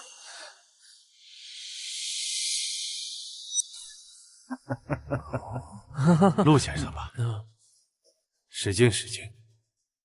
别人藤井一郎，藤井商会的会长。柳小姐呢，是我们商会的特殊顾问，更是我的朋友。年轻人有点火气，我也可以理解，但动手打人有失风度。藤井先生，风度呢是对人的，对于这种上来就狂吠的东西，我的同伴只是让他清醒。如果藤井先生觉得不妥，可以让保安去调监控啊，看是谁先口出狂言的。藤井会长，没想到你对我们江城的古董圈也感兴趣。柳小姐能成为您的顾问，真是找到了好归宿。希望柳小姐这次经手的东西都能干干净净，别再闹出什么误会。哎，简小姐，您说笑了。藤井商会做生意一向注重的是信誉、严厉。倒是陆先生，我听说您鉴宝的眼力非凡，连真古斋的王掌柜都甘拜下风。那今晚可得长长见识了。嘴皮子厉害有什么用？拍卖场讲究的是真金白银，凭借女人和运气上位的，还真把自己当盘菜。今晚呀，可不是靠嘴就能赢的。你说的对，那咱就一会儿拍卖会上看看实力呗。希望藤井商会资金准备充足，别像某些人一样只会虚张声势。有点意思。那咱们拭目以待。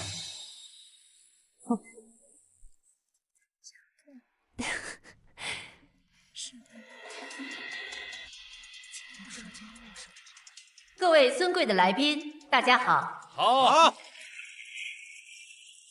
欢迎来到本次私人珍品拍卖会。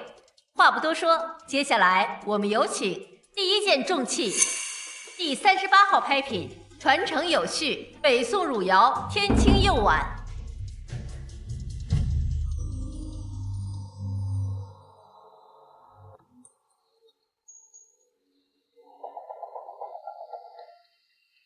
此碗源自海外某古老家族珍藏，流传有序，釉色天青，清澈如洗，器型端庄，乃汝窑器中上品，起拍价300万人民币350万，350万，380万，380万，500万，500万，550万，550万，800万，800万。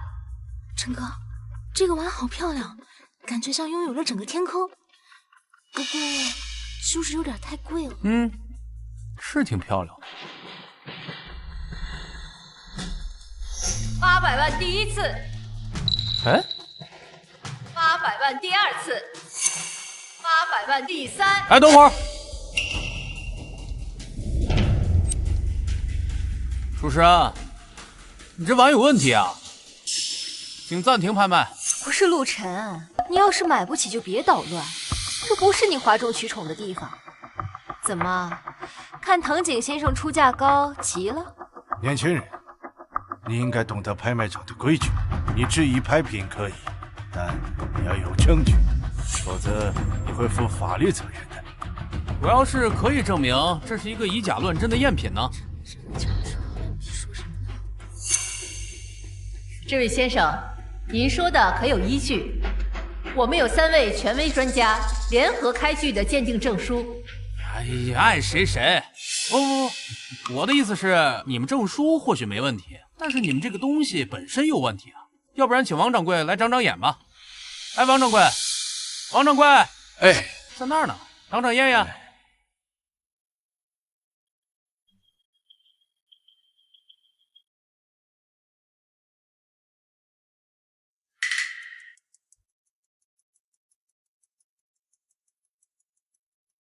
这釉色如玉似冰，宝光内敛。开篇自然，禅意文与灵文交错，确是宋儒风貌，老气十足。此物大开门呐！听到了吗？前辈也都说是真的，赶紧给藤井先生和各位道歉，然后滚出去。王掌柜，要不然您用高倍放大镜仔细观察一下碗心底部，然后呢，再用紫外线照射同一区域试试。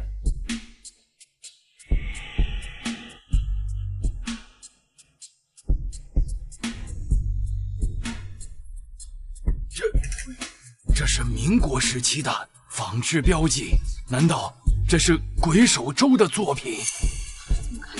传说他能用真品碎片拼凑，甚至用真胎挂假釉，脑气心功，仿制之物连仪器都能骗过。惭愧，今天若不是这位小友的点破，老夫恐怕要在这里打眼了。此碗堪称真验合体，仿制技艺以真化境啊！哎呦，这不可能啊！精彩！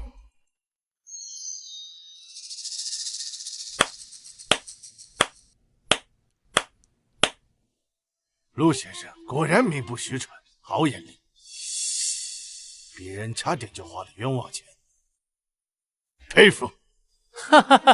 别客气，别客气，坐下吧。感谢陆先生避免了一场重大交易纠纷和损失，我们尽快撤下这个拍品，严肃地追查来源。刚收到消息，那个藤井一郎表面是跨国商会会长，实则是国际文物走私集团黑联在东亚的重要人物。这个拍卖会可能有他们洗白或出货的渠道。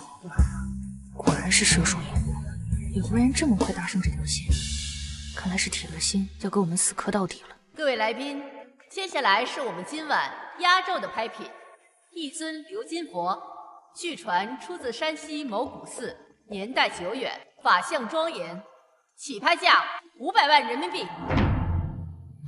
就这玩意儿还值500万？我还以为压轴是什么宝贝呢。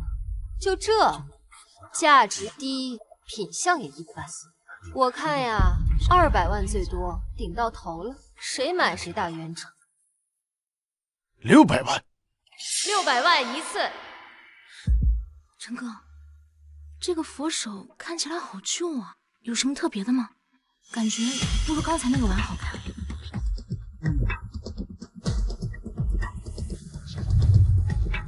600万2次。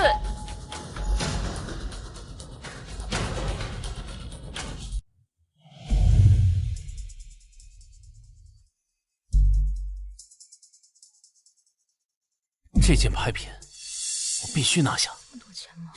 这个东西看起来有什么不一般的吗？非常不一般，这可能是一件失踪千年、牵动国运的绝世国宝，必须拿下它。具体的拍了再说。需要多少资金？我们雪月阁全力支持你，不惜一切代价。 600万，1000万，1000万。不是陆晨，你是刚才出风头出上瘾了，还是有钱烧得慌呀？这真不是自己花钱哈，傍上雪月阁这么大款了，财大气粗。2000万，5000万，疯了，绝对疯了！你们就这么看着他败你们家底儿啊？陆晨说值就一定值，我们雪月阁愿意。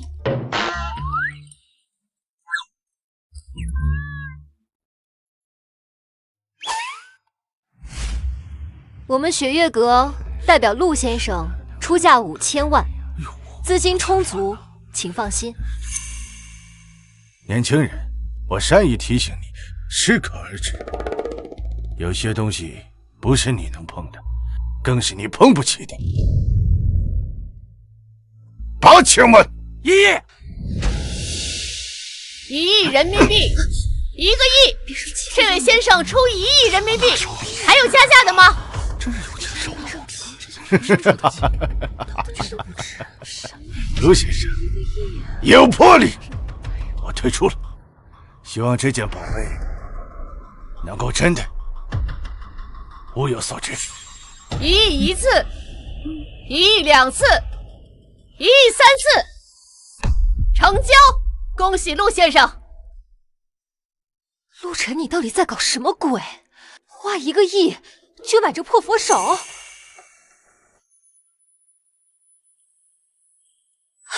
你是不是发现了什么？柳会长怎么这么关心啊？可惜和你没关系，要不，或者说呢，和你背后的主人没关系。年轻人，我还是那句话，有些东西你懂得太多，拿的又太多，未必是福气。希望我们后会有期。这句话呢，我原路奉回。江城的水啊，太深了。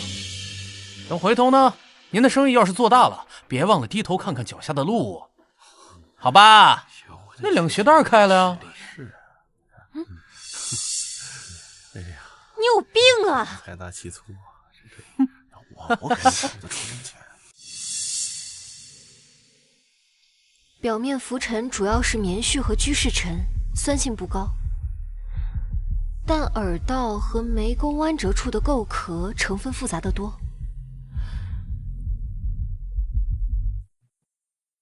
你看这结痂的厚度和颜色，里面应该混杂了大量香灰、油脂，甚至是历年不当清洁留下的微量化学残留。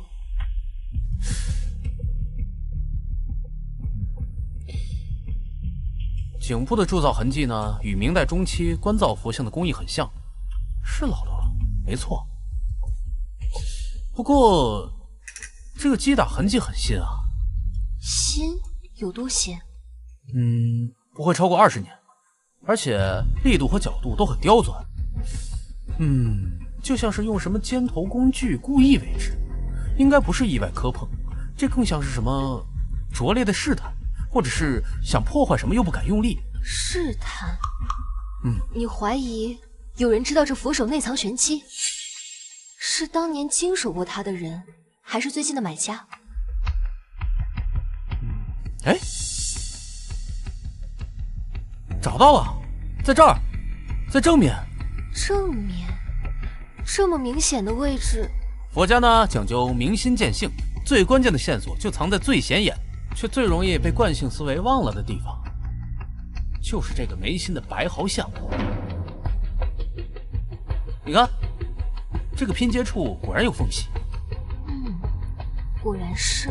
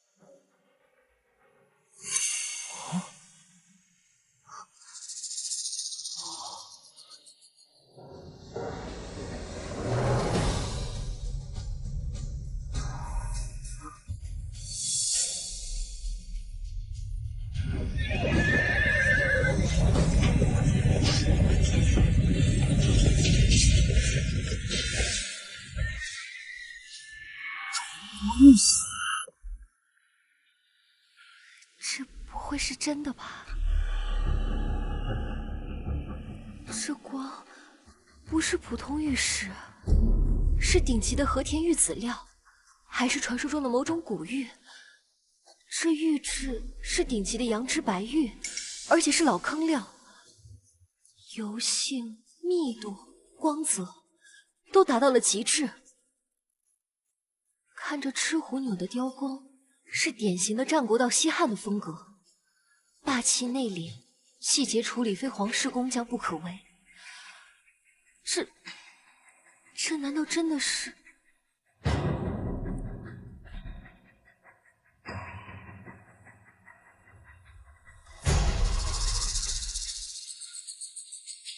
受命于天，既寿永昌。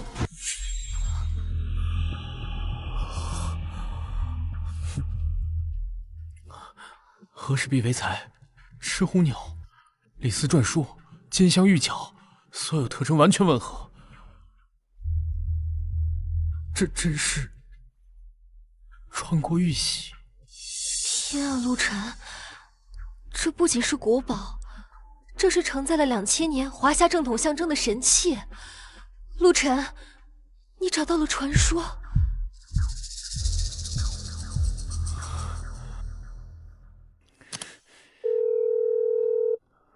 月如姐，我俩看见了。陆晨，你跟简雪在一起吗？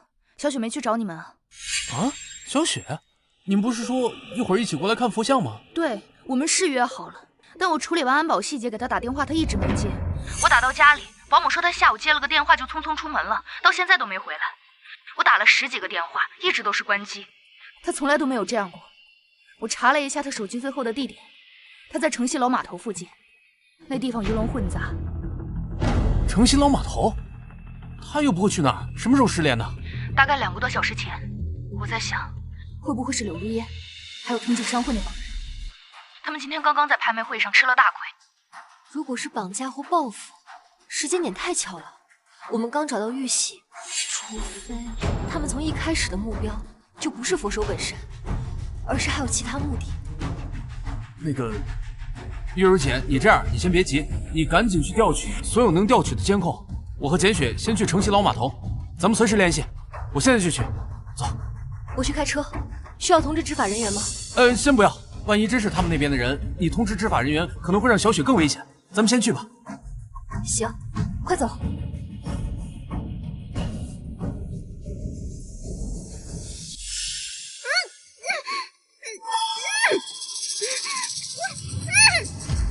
唐景先生，您看这小丫头片子，都沦落到这种地步了，还这么不老实。不过有她在正好，不怕陆晨不把东西交出来。雪月阁这几个女人里，最宝贝她了。藤井先生，咱们的人可都安排好了，是不是等陆晨把玉玺拿出来，咱们就……山本组的人马上就到了，他们负责善后，东西拿到手，我们必须马上转移。江城的水太深了，那咱们安排完这些，藤井先生，您真的会带我回倭国吗？您之前说过的，只要我在您身边，做什么都行。现在还不是说这个的时候，东西到手会有你的荣华富贵。安静点。小雪，小雪，小雪，来的还挺快呀，看来这小丫头在你心里分量还是挺重的。陆先生，你胆量还真大，看来拍卖会上的提醒你没听懂啊。玉玺，否则，这位美丽的小姐美丽的脖子上会留下一道并不美丽的刀疤。先把它放开，玉玺没在我身上。不在你身上，那你去拿呀。给你半个小时，不，20分钟。东西不拿来，你就等着给他收尸吧。找死！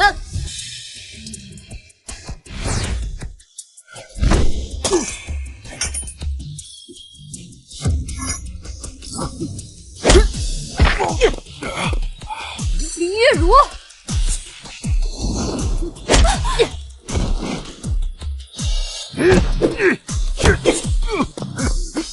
你们先去救小雪，我来收拾这个小八嘎。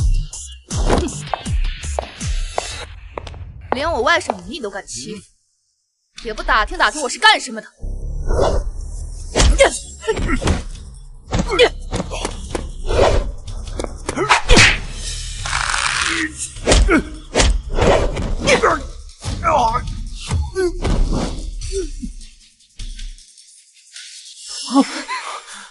小雪，没事吧？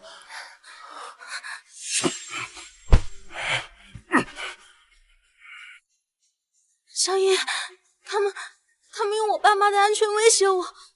好了，没事了，不怕，我们都来了。你知道我是谁吗？我是藤井一郎，藤井商会的会长。得罪了山本组，得罪了藤井商会，今后你们还有你们的家人在我国，在全世界就没有好下场。大家疯狂的报复吧！报复？知道姑奶奶当年在特种部队收拾了多少倭国的客人？你算老几？还敢威胁我的家人？你要是再敢多说一个字，我让你这辈子只能用吸管吃饭。呸！小姨，你们快带小雪先走吧。建雪，你帮我照顾一下她，看她受没受到惊吓。好。那你呢？我在这等执法人员过来处理。这两个，还有他们口中的山本组，一个都跑不了。哎，不是，那你自己一个人在这等肯定不行，他们的人都快到了呀。来得好啊！就这几个倭国来的混混，可掀不起什么风呢。今天来100个，姐就打100个，正好活动活动筋骨。哎呀，快走吧，可别磨叽了，安全第一。不是，赶紧带小雪走，玉玺的事儿绝不能再有闪失了。快走。那放心吧，有我呢。那你小心。走，小心点你。走吧。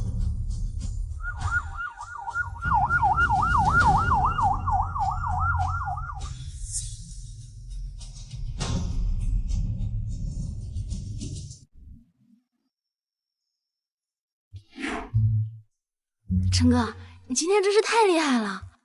你今天在台上的时候，我都快紧张的不能呼吸了。直到你把玉玺交上去的那一刻，我感觉自己好像在做梦。你现在成了英雄，真正的英雄。不是像做梦，而是我们共同见证并参与了一段历史。陆晨，从今天起，你不再只是清远阁的陆晨，也不只是雪月阁的顾问，你的名字已经跟国宝回归永远联系在一起了。名声越大，盯着你的眼睛就越多。今天台下可不全是祝福的目光。藤井商会虽然垮了，但黑莲集团绝不可能只有藤井这么一个头目。还有，你身上最大的那个秘密。月如姐姐说的对，玉玺虽然回家了，但我的路可能才刚刚开始。那天结束以后，我和馆长聊的就是关于他。馆长怎么说？这个碎片是不是比玉玺还厉害？馆长说他们动用了最先进的仪器和一些未公开的仪器，都没能找到这个碎片的来源和材质，无法解析。这意味着这碎片的源头可能远超出我们的想象。馆长说他们在一些绝密的古老档案中，上面有一些零星的记载，他们都指向一个被称为元气的古老文明遗物。传说中元气被散落成了无数碎片，每一个都有自己的能力，而我这个可能是其中之一。所以你是说，这世上还存在着其他跟你有类似能力的人，或者是寻找碎片的人？没错，所以藤井背后的黑莲集团，他们的目标可能从来不是走私文物，或许就是寻找这些碎片。玉玺可能就是个诱饵，或者是开启保护秘密的钥匙。那你岂不是更危险了？唉，是福不是祸，是祸躲不过。馆长说他们要代表那个绝密小组正式邀请我加入，不是作为研究对象，而是作为溯源者。他们想借助我的能力去寻找和保护那些其他的碎片，以防他们落入恶人之手。你答应了？我没有立刻答应，我说我需要时间，也需要值得托付的伙伴。这条路注定不会平坦，路上可能会遇到一些我们无法想象的敌人，也会解开一些关于我们陆家的线索，还有一些这个世界的未知真相。所以少废话，清远阁的茶我还没喝腻呢，你想跑哪儿去？雪月阁的未来会全都压在你这位首席顾问身上，你想甩手不干可没那么容易。反正你去哪儿我就去哪儿，这次你别想甩掉我。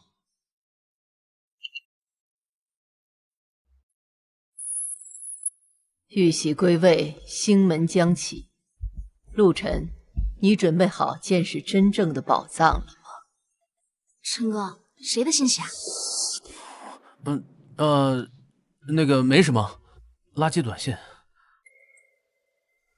小雪，你不是说你饿了吗？我知道有家特好吃的饭店，咱一起。啊？走啊，一起呗。走。这小子又开始自作主张。